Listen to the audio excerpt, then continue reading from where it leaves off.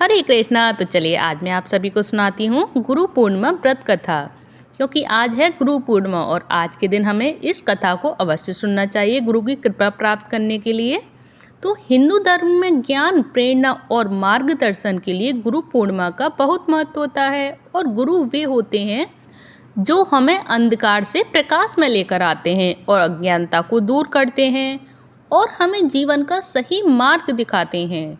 गुरु पूर्णिमा को व्यास पूर्णिमा और वेद पूर्णिमा के नाम से भी जाना जाता है और यह पर्व हर साल आषाढ़ मास की पूर्णिमा तिथि को मनाया जाता है।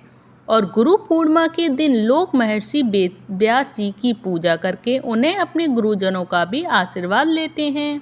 और गुरु की पूजा किस लिए की जाती है और गुरु हमारे कौन होते हैं, और सबसे पहले हम गुरु जी की वंदना करेंगे। गुरु ब्रह्मा गुरु विष्णु गुरुदेवो महेश्वर, गुरु साक्षात परम ब्रह्म तस्मै श्री गुरुवे नमः।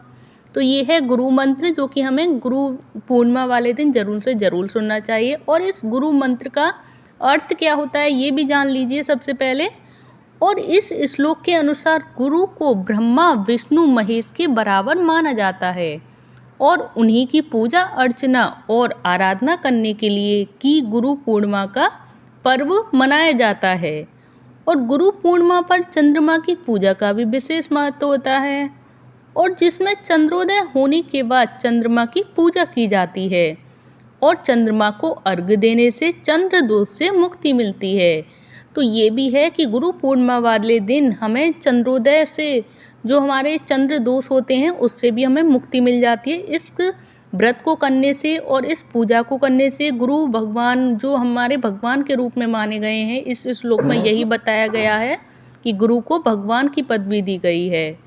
और यदि आप भी गुरु पूर्णिमा के दिन व्रत रखकर अपने गुरुजनों का आशीर्वाद पाना चाहते हैं और चंद्रमा के दोष से मुक्ति पाना चाहते हैं तो यहाँ पर आप जो गुरु पूर्णिमा की व्रत कथा मैं आप सभी को सुना रही हूँ उस व्रत को अवश्य करें और इस कथा को अवश्य सुने नहीं तो पढ़ें नहीं तो सुने तो ज़रूर।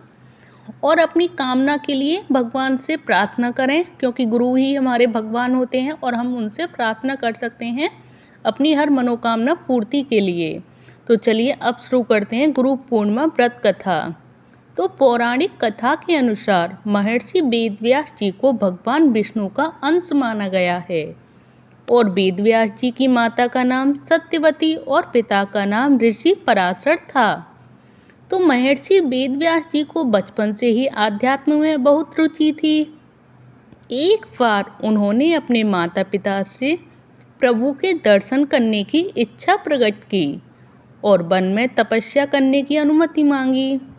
तो वेदव्यास जी की इस बात को सुनकर उनकी माता ने उन्हें वन जाने को मना कर दिया था। तो माँ की इस बात को सुनकर वेदव्यास जी वन जाने की हट करने लगे और वेदव्यास जी के हट करने की वजह से माता सत्यवती को उन्हें वन जाने की आज्ञा देनी पड़ी। तो जब वेदव्यास जी वन की ओर चल रहे थे तब उनकी माता ने उनसे कहा कि जब तुम्हें अपने घर की याद आ जाए तो तुम वापस आ जाना। तो माता के इस वचन को सुनकर वेदव्यास जी वन की तरफ चल दिए और वन में जाकर वेदव्यास जी कठोर तपस्या करने लगे और भगवान के आशीर्वाद से वेदव्यास जी को संस्कृत भाषा का ज्ञान हो गया।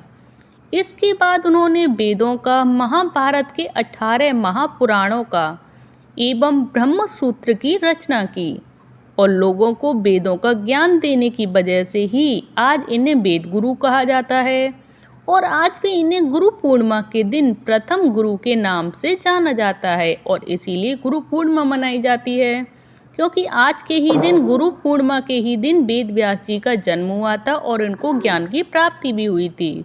तो यही है वेद व्यास की कथा और गुरु पूर्णिमा व्रत कथा जो कि हमें आज के दिन जरूर से जरूर सुननी चाहिए भगवान की कृपा प्राप्त करने हेतु और गुरु जी की पूजा अवश्य करनी चाहिए। और जो मैंने आप सभी को मंत्र बताया था वो हमें गुरु पूर्णिमा के दिन जरूर बोलना चाहिए। गुरु पूजा करते समय, गुरु जी की पूजा जब हम करेंगे तब इस मंत्र को जरूर से जरूर बोलेंगे गुरु जी की कृपा प्राप्त करने हेतु कि तो आज की ये कथा, गुरु पूर्णिमा की ये कथा आप सभी को कैसी लगी प्लीज़ कमेंट बॉक्स में ज़रूर बताइएगा। अच्छी लगी हो तो प्लीज़ कमेंट बॉक्स में जय श्री हरि लिखना ना भूलें।